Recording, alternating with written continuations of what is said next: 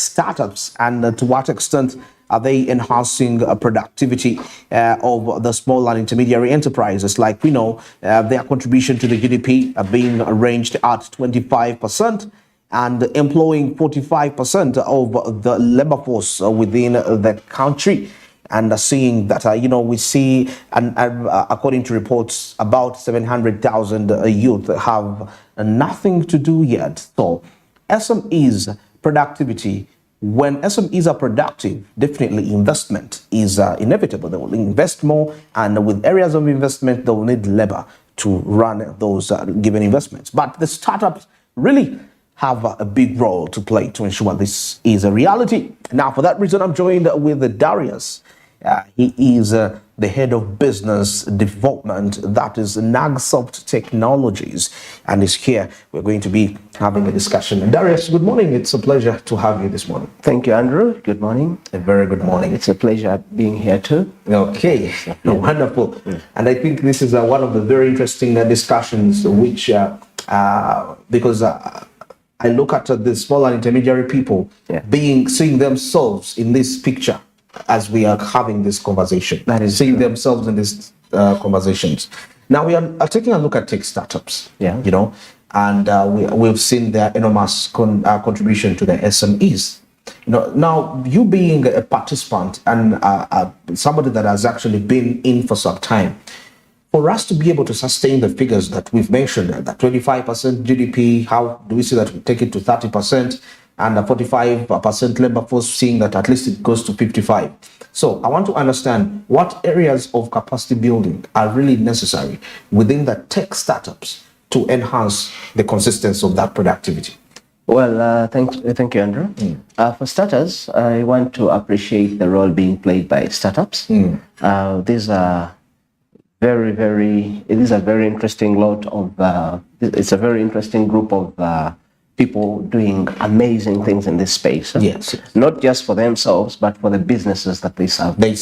If you look at some of these startups and the value that they are bringing to this market, in terms of business automation, in terms of innovation, the competitiveness that they are drawing into this market, because previously we had foreign providers trying to sell products here and very expensively, I should say. And with these startups, what we've achieved is people get to experience these products in their wholesomeness, but at a way lower rate. Okay. And I want to appreciate and congratulate every startup out there that's struggling to push things in this market. I've seen startups in the areas of AI, business automation, and then in the areas of robotics, for example. Every small and medium enterprise in this country is benefiting either directly or indirectly from the work these startups are doing. And when you look at that kind of picture, it presents the need for capacity, as you said. Capacity, if you're looking at building capacity, you start from where you are. What do we have? Yes. These startups in the first place have a skill set. When it comes to the technology, the tech bit, each of these startups, you look at their story and the vision bearers or the technical team on that startup are people that understand the business.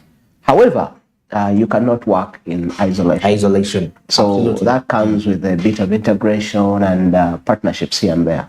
And the capacity that I think is most necessary for some of these startups is in terms of skills growth. Yes, the skills base is there, but there are cases where there is tech that is new to us, not just as a people, but generally as a country.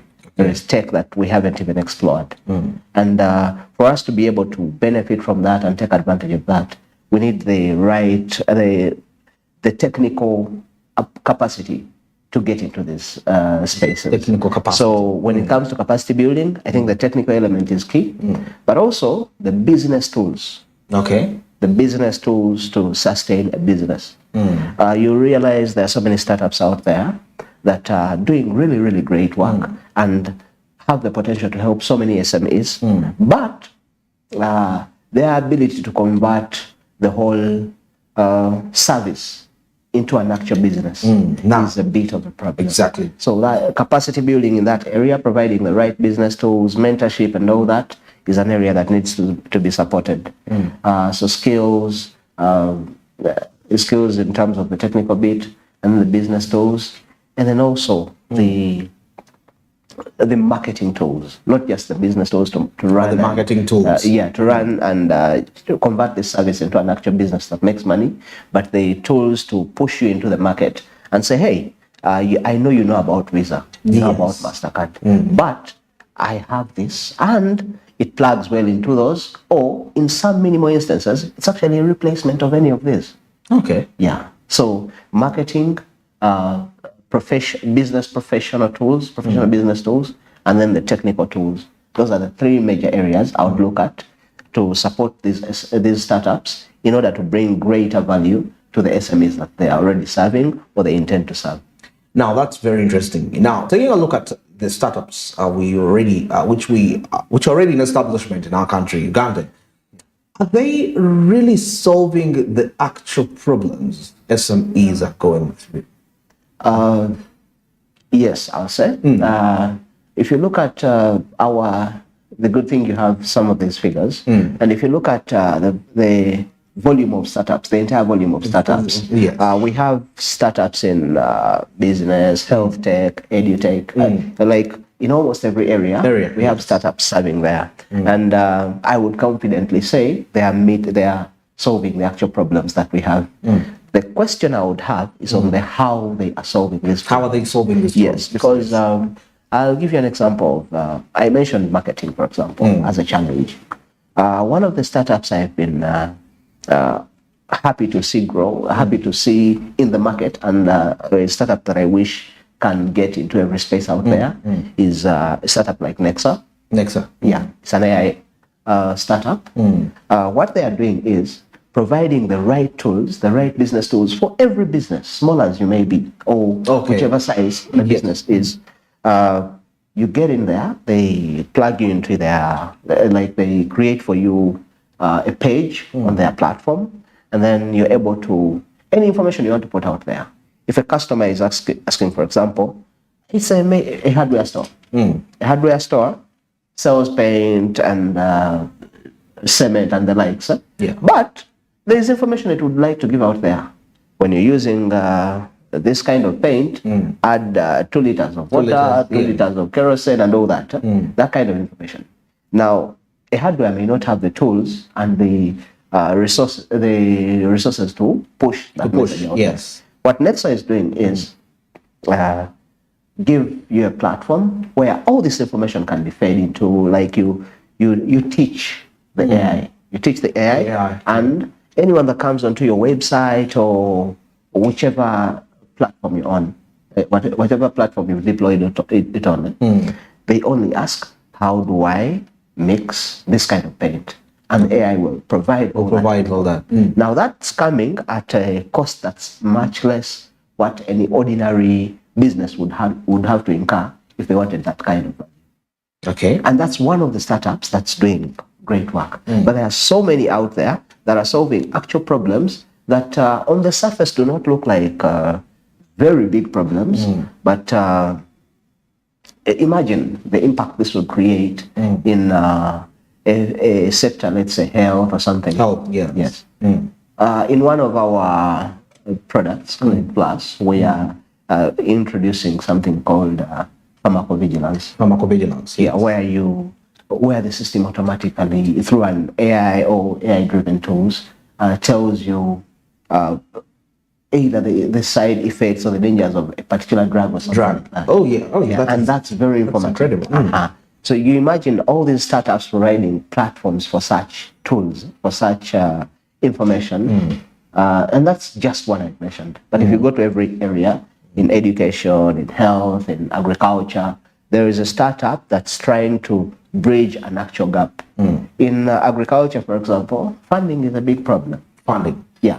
And there's so many startups out there trying to secure low interest funding, or actually in some cases no interest. No interest. In this funding. They provide it to farmers, and then they help them monitor their crop from the point of planting up to the point of harvest.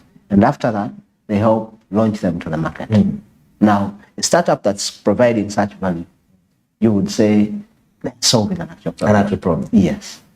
So the how is the area we need to probably support some of these startups, and everyone needs guidance. Guidance. At whatever level you are, you need some kind of guidance. So the guidance on how well to solve these problems if they are not doing it well. Because there are those that have actually, they have the right blueprint and they are sticking by that and doing good things. Good things. Yeah.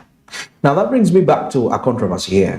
When it comes to a line of, remember, like how you mentioned the Nexa coming at a cheaper cost.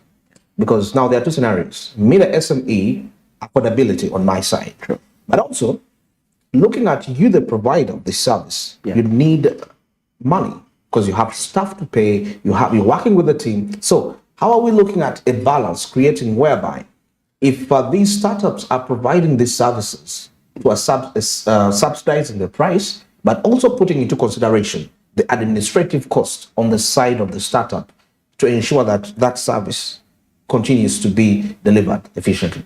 How are we seeing that balance? Now, you being part in this area, you've experienced a couple of scenarios. Yes, as a player that's on this path, we've encountered so many hurdles, and we're still there. We are trying to navigate some of this, and I think one of the areas that startups look at and actually shiver is the area of scalability. Scalability, yes. I can provide a wonderful service to you alone. If you were 100 people, I do not have the assurance that I will do the same on the small resources that I have. Exactly. So, in a bid to create an environment where you can both survive and scale, startups find themselves in an uncomfortable position of having to sometimes even, which is not a bad thing by the way, give away equity and the likes, but in some cases, we've seen startups struggle to do this. And the best way to strike this balance, I think, would be enlightening the business tools I mentioned earlier, enlightening these startups and telling them, look, this SME that you're bringing onto the platform, giving you 10,000 today is not enough. Yes. Tell them you're coming onto the platform today, the 21st of Feb, 2024. On the 21st of Feb, 2025, give me another 10,000 to keep the service running. That subscription model. Now that's a model that that some startups are trying to pick up, and I think it will be a great way to boost financial independence across these startups, and also greatly aid scalability for these startups.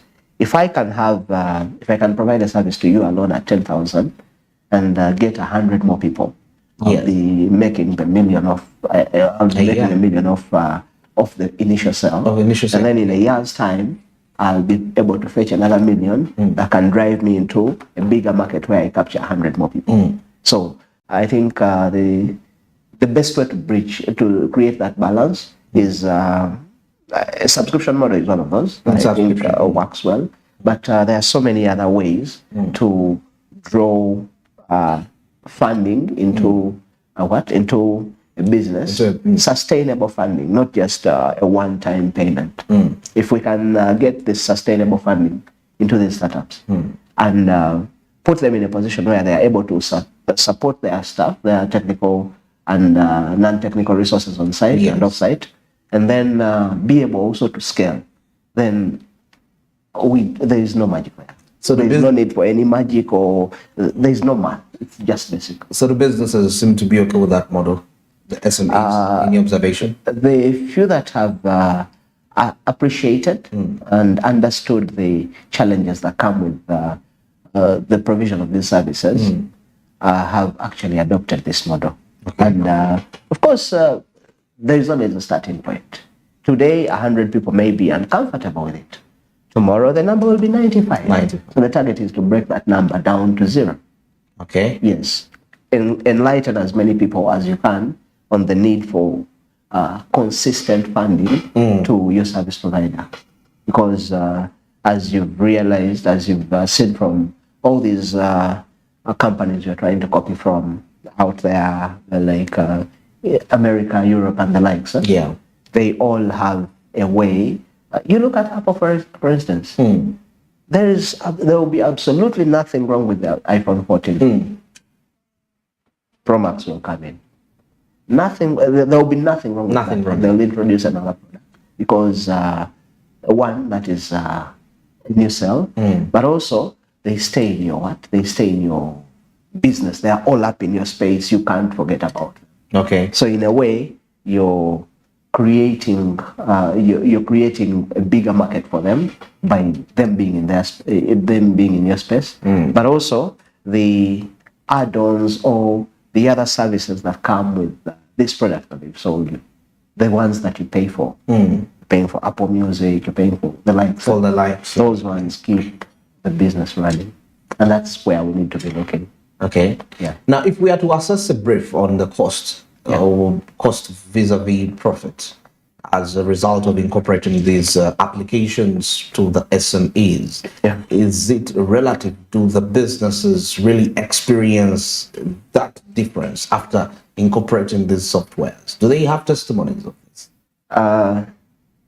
I'll comfortably tell you that's still a bit of a problem. Yes. Because the tech business in Uganda is under 20 years. Under 20 years. Like active concentration of the tech business is less than 20 years old.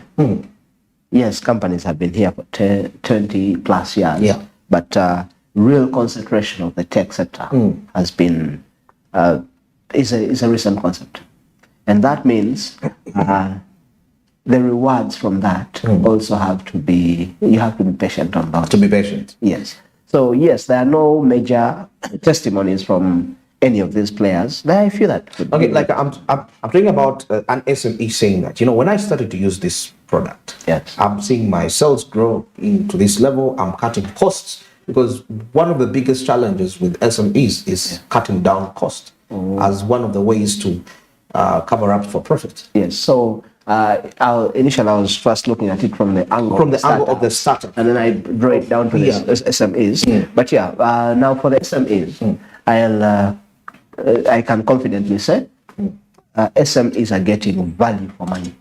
They're getting the value. Every single SME that is using a Ugandan solution, I'll draw it from any of our products. Pick a product of your, pick any product from our catalog, and I'll tell you this one. For example, one of our software solutions, Postgre. Yeah, the one for the point of sales for hardware, supermarkets, pharmacies, and the likes. You will deploy it in a place, and they'll tell you we were making losses of this much. Okay. Now we've been able to capture these leakages and block them. But far beyond the financial implication, there is a lot more. A lot more that happens. In terms of, for example, the business monitoring. Yes, it's not about the finance, but you look at a scenario where you have 5 workers and only one of them shows up every day. Yeah. And they have all customers. The 4 are there. The 4 do not show up. They're not sure. And you'll ignore the part of paying them and all that. But there is this one person that's disgruntled because they're doing all the work. Oh, yes. Yeah. Now, with business monitoring tools where you say so and so logged in, so and so did this, all that, the audit trails, you read patterns of behavior. So and so entered the cell, deleted it. Like, you get to know what's happening here. Okay. Yeah. So and so entered stock and then modified stock and then deleted it. Those funny behaviors that ordinarily would someone would just look at the money involved. But when you draw your focus towards this behavior in the audit trail, you get to see beyond the money. You see the character of the person. The character. System. So that is a lot. That determines how a business runs a lot. So it will determine whether you retain them or keep them away. Exactly. That is one of them. But in all these softwares, for example, in a hospital facility, in a hospital environment, on Clinic Plus, you're able to tell the turnaround time. The turnaround time, okay. I shouldn't say, if I walked in with a toothache at 8, some of us have been unfortunate to have the excruciating pain of a toothache. You walk in at 8, you served at 8 a.m., you served at 6 p.m. Ah. Now, if someone is looking at the turnaround time, they look at that report and they're like, wait, so this person sat here for all these hours, turning and twisting with a toothache, and nothing was done. You see, that's not now, it's not about money. It's about the quality of service you're offering and the perception you're sending out there in the market. Oh, goodness. Yeah. So some of these SMEs have come to us and they keep going to each of these startups that's out there, and they tell them, look, this is the impact I'm getting in terms of business. This is the real value I'm getting. Besides, okay, the money is part of the value. It's actually the main part of the value.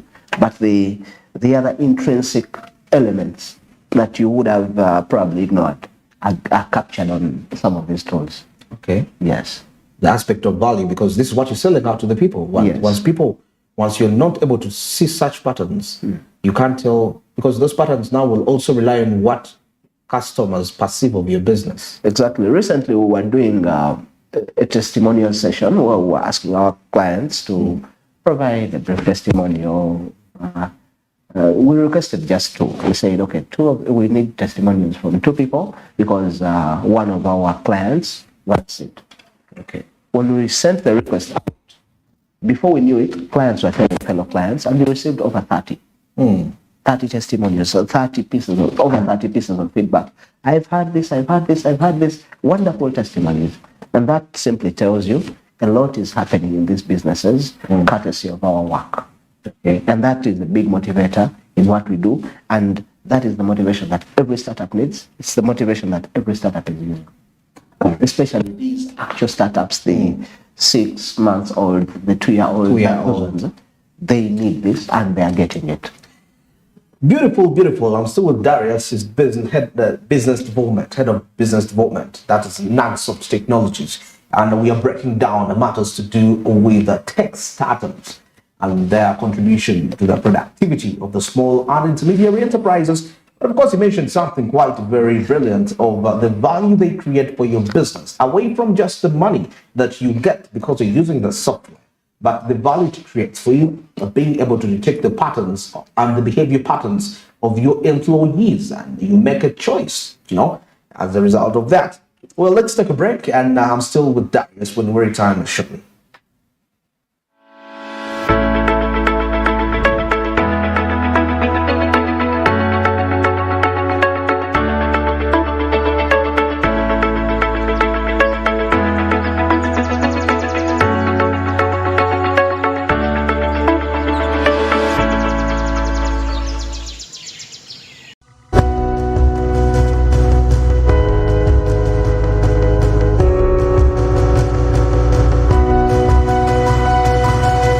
Smart 24, driving business.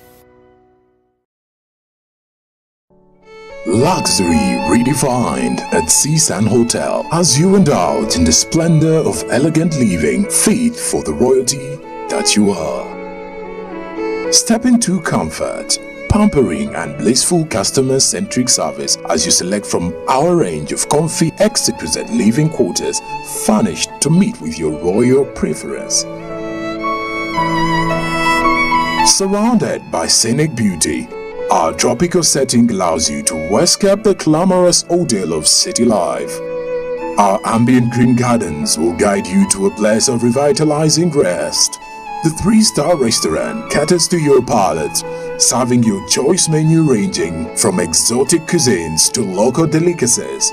Our chefs will serve you full-course meals for a truly out-of-this-world culinary experience. Our fully stocked bar to whet your throat, from renowned global brand whisks, brandies, gins, beers and wines to our locally celebrated beverages, you will not lack for any brew age. It's an all-new experience in the East at Seasand Hotel. So visit today at Plot 15 to 19 Spire Road, Ginger, or contact us on +256 751 719 960 and +256 785 354 614 for reservations. Seasand Hotels, luxury redefined. Fred! Osmosis. Freddy!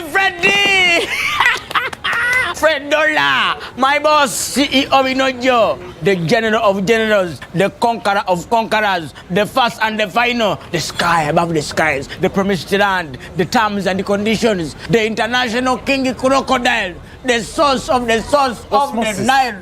I don't have money today. Just take a polite loan of 200k to stock on my shop. The signs and symptoms of success, the bank commander, not the bank teller. Why hassle for a loan when you've got MTN Momo? We're so tingy. Use the Momo app or dial *165*5# for all quick loans. Choose from the different loan options from our partners and get one that works for you. Together, we're unstoppable.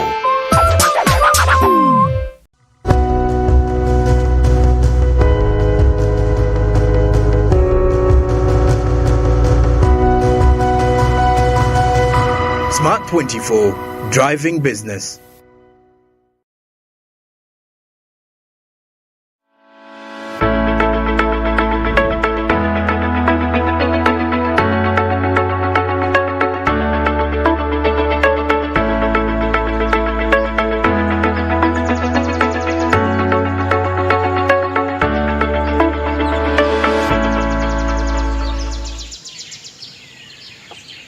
Minutes to the top of the hour. Smart means business. I'm Andrew Barija. My guest this morning, that is Darius from Nansoft Technologies, is the head of business development there. But of course, still to remind you, Smart 24 TV is on GOTV. That is channel 320, and DSTV.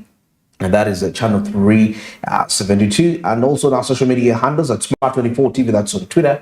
Smart 24 TV Official, that's on Facebook. And Smart 24 TV Live. That's on our YouTube handle, where you can get us at any part of the world that you will be watching from. And also, just to remind you, for those of you that are more obsessed with gadgets, you can go to your Google Play Store and download the Smart Digital application. And I think when you have that, you'll be able to stream Smart 24 TV, NBS Radio, and at the same time, you'll be able to stream Smart 24 Smart FM, Smart 24 TV, and NBS Radio. So that's the whole package that comes along with that. And also our official website, smart24.tv. That's very relevant when it comes to research, making updated business research. You're a university student, and you're proposing your final year project, but you need quite some incredible research. So that's the website for you. And I believe when you have it, you will be able to get that. Excellent. And also on our if you want to access our premises at Smart 24 TV, that's Plot 42 in Avenue, you can come and meet us. Let's have a discussion and see how we can help each other's business in discussion, the value that we share that way. Now, heading back to our topic of discussion of the day today, looking at tech startups and their contribution to the small and intermediary enterprises. And, Darius mentioned something. It's not about the money. It's about the value that is created. That is something that is quite eye-opening. And I would feel and believe the people that are viewing, that are having SMEs, need to understand the perspective of that, when it comes to using a solution. Now, there is another challenge that comes in, most especially with the startups. Yeah. We've seen initiatives. For example, we have the Uganda Innovation Week, where quite a number of these startups go there. And at some point, there is a fee required for them to showcase. Don't you think that becomes a challenge for them to develop into the tech space? Because they rarely can even have capital to run their own enterprise. That is true. And now I want to, first of all, acknowledge the work on both ends. Because a platform like the ICT Week or any of those fora that you may The Innovation Week. Innovation Week and ICT Week and the likes. Any of those fora will give you, in their perspective, they are giving you visibility. They are giving you a chance to showcase your products and owners. And in some cases, if it's not by government, for example, there is a big cost involved in putting this together. Okay. So the need for a cost sometimes is inevitable. Sometimes they're going to request a small fee to also be able to put together a decent workshop or whatever arrangement it is. They to be able to put together something decent, something fit for showcasing any product, then they are going to need that fee. On the other hand, though, I think before any private player gets into this, government should be able to come in and organize as many of these as possible.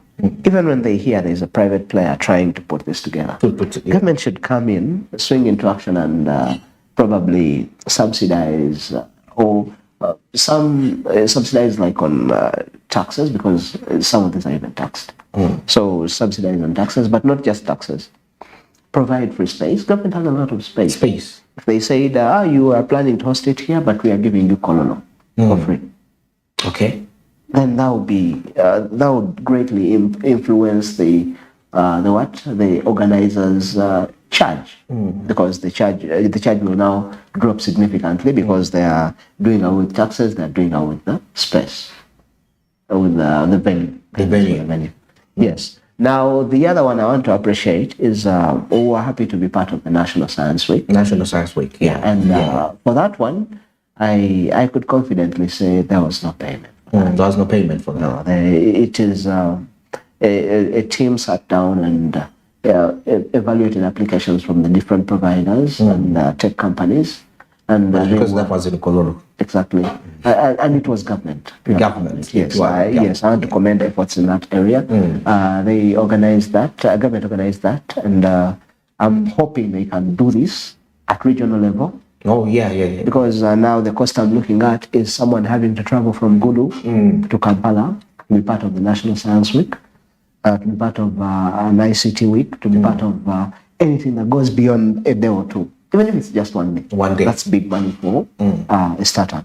So if they can do this at regional level, but not just do it for the sake of doing it, because if you just put it there, it's people within that area that are going to it. But be very intentional about it and draw numbers towards it, even from the central and other regions. If it's in northern region, for example, find a way of drawing numbers towards it from the west, southwest, central, and eastern region. If it's in the east, do the same thing from these other regions. That is one of the ways that startups will benefit from this. Okay. But for the cost, cases where a cost is required, I understand why it might be required, but if there was a way of doing away with this cost, then it will be a great boost to the startups. All right. Now, that brings me to something here. When it comes to that, some of the people that actually come to those exhibitions may not be in position to depict the value of these innovations. Now, this calls for startups having their involvement, most especially when it comes to social media presence. Because some of the people that see the value of these innovations are outside the country. How real is this? Because we have a belief that we don't value our very own, and they get amazing contracts abroad. True. It's not a Ghanaian problem only. No? It's a biblical problem. But people were rejected where they were born? Do you feel the effect? But you as the players, the players, the perception that the public gets. Yes. For you to deeply step into this market, to go deeper into this market, you have to have been around for a while. Okay. That is one of the things. Not for the week. Yes. So for startups, yes, they will do their best. Companies, not just startups, every tech company and any other company actually, not just tech. They do their best to get into these spaces. They leverage social media, tools like websites and all that. Yeah. And at the end of the day, some of these actually are commercial. You have to pay a certain fee to get to a certain audience. Actually, most of them. You pay to for promos and campaigns. Yes. You pay to get out there, to get to as many people as you can. So tech startups and other firms are doing it. They're doing as much as they can in that area. However, that does not in any way downplay or reduce the impact that a platform like the National Science Week or any other weekly arrangement would do. Because unlike on your website, yes, you will do traffic to it. But on platforms like this, on a day when the president is in the place, place, for example, we have so many eyes there. And if these are happening maybe on a quarterly basis, there are 4 of them, and there is a rotation of the startups that can appear there, such that everyone has a chance to appear there. And even if one has a chance to be viewed just once in a year, then on the ground, locally, because local companies value even physical material like certificates. If you say this certificate is from NITA, people will be like, wow, this is a serious tech company. So besides the social media, the government directly and through its agencies like NITA should find a way of providing tools that can, tools like certificates and trainings and all those that draw focus to us, to the local companies, that make us a viable provider for any company locally. Before someone thinks of a foreign sourced software, if I say, by the way, this is Ugandan and it's actually NITA certified, someone will have trust in it. So let's just ease the process of having these NITA certificates. Let's ease the process of having any tool, any resource that could that you not just flash at a business, but any tool that you present to a decent business, and they're like, oh wow, this is a reputable company. Yes. So yes, we shall. Companies should work to blend the two, the resources and tools got from government agencies with social media, because remember, social media is social. So you cannot verify some of these things. Someone will wake up one morning and say, this happened. And if they can get as many numbers to say it indeed happened, then it happened. Well, that's interesting. Now, that brings me back to something you mentioned earlier, that the tech industry, especially companies that deal with business-related solutions, has not been in existence for 20 years. But okay, if we were to take down a look at the 20 years till date, because I'm seeing quite a number of people coming up with different companies, and they are helping tech-related companies. How is the competition standing at right now? Competition is... Is it really, or maybe because we have, if it's less, maybe it can contribute to some of the providers not being in position to solve the actual problems. But if we have competition, you're driven to the brim to ensure that you really meet in other words, you tailor your innovation to the expectations of the business. So I was beginning to say competition is a bit of an understatement in some areas. It's the market in some of these areas. It's really cutthroat. You have some players in specific areas where if I don't get there today, tomorrow I'll find when so is there before me. So the competition is there in some areas. In some of the areas. In others, it's still lacking. But if I take an example like education.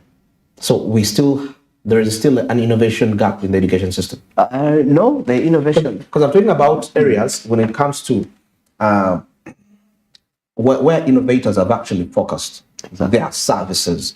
I've seen many in the fintech, school, not really, clinics maybe, but me. So now I'm trying to, we are trying to scan in the entire sectors. Where is the gap where innovation needs to thrive? Oh, exactly. So, in terms of, I'll first draw back, get back onto the competition bit. That in edutech, I think I should call them silent movers. They are there in technology in education. Yeah, they are there, not very loud, but players are there and providing actual solutions. Okay. To the schools, to the institutions. Yes.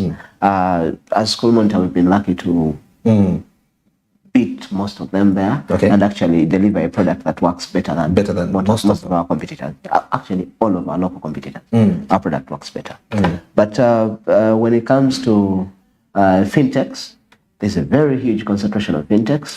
And, yes, I think at some point they actually drew banks and mobile money institutions back to the drawing board, and they were like, wait, we need to either work with this or find a solution, because these guys are serious. They are right here.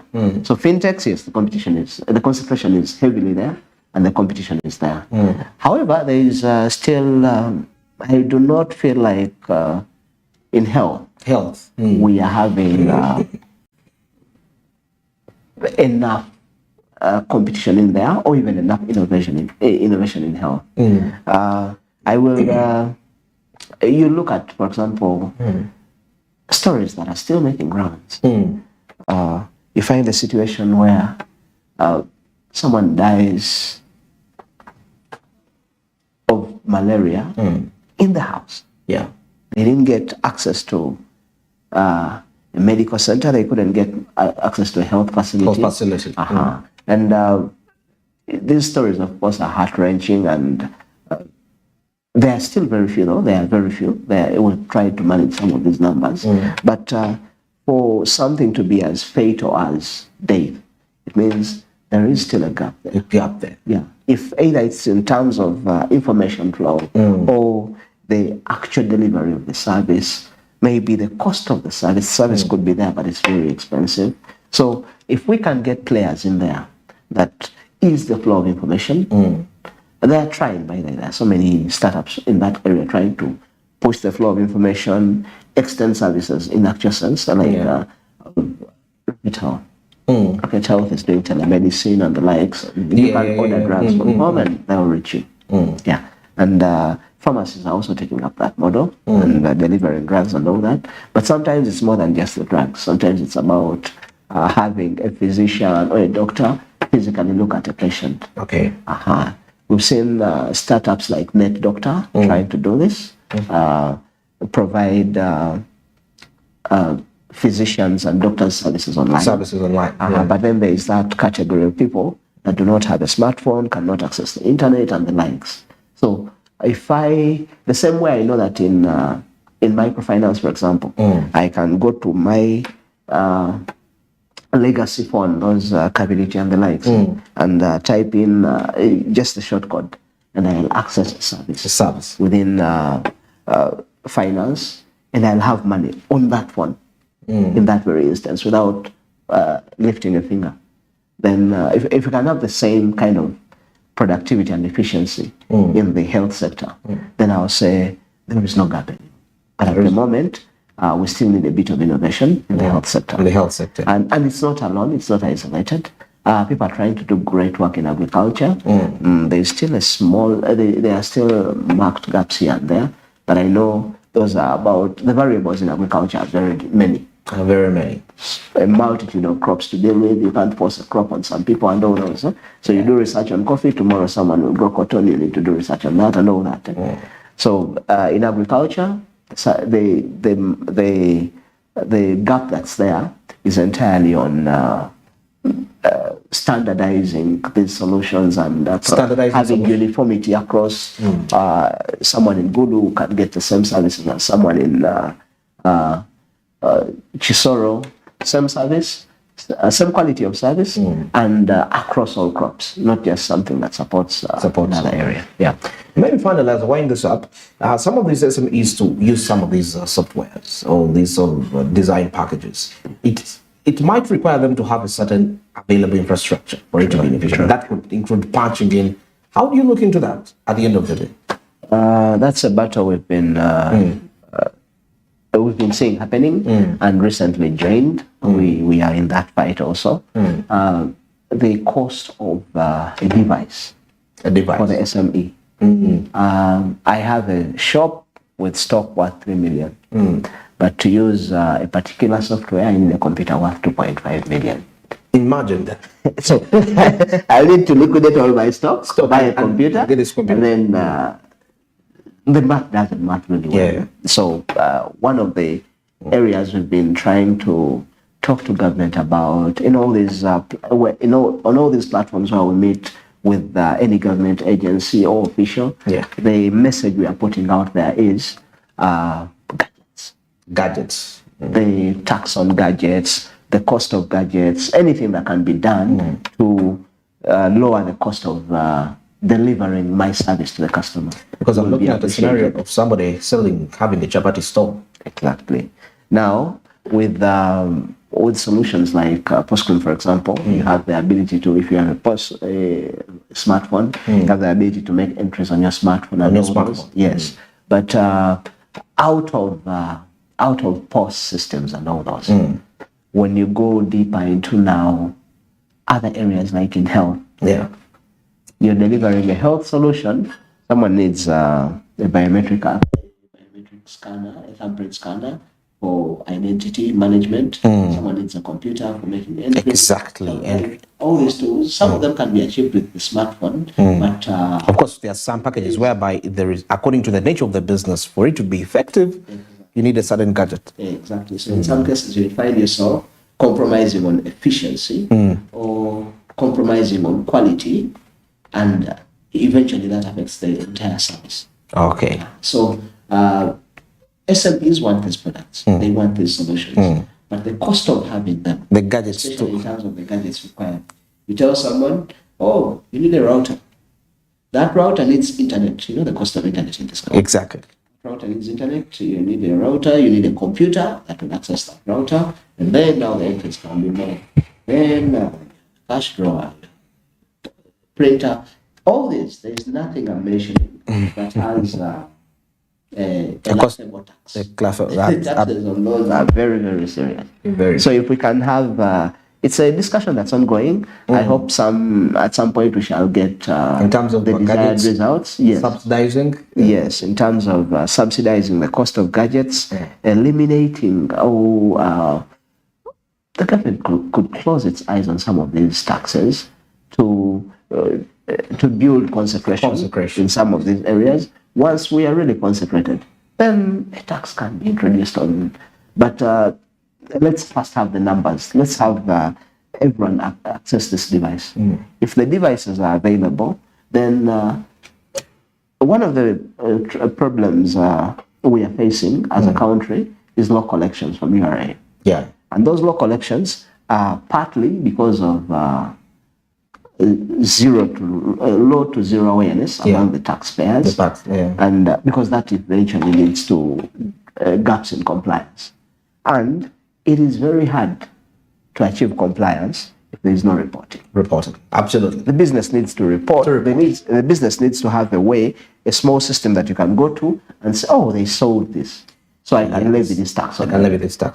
If they are going to rely on books, as has been the norm over the past year, that's not sustainable. Then you're looking at a situation where you get to a shop and someone sees a URL official arriving, and the first thing they use to light a charcoal stove is the records book. So compliance is a big issue affecting our collections, and the only way to boost those collections is making sure that each of these SMEs incorporate the technology, has a reporting tool, a basic system where they can make their entries, because at the end of the day, digitized system. Exactly. At the end of the day, this affects both URA and the system. The system.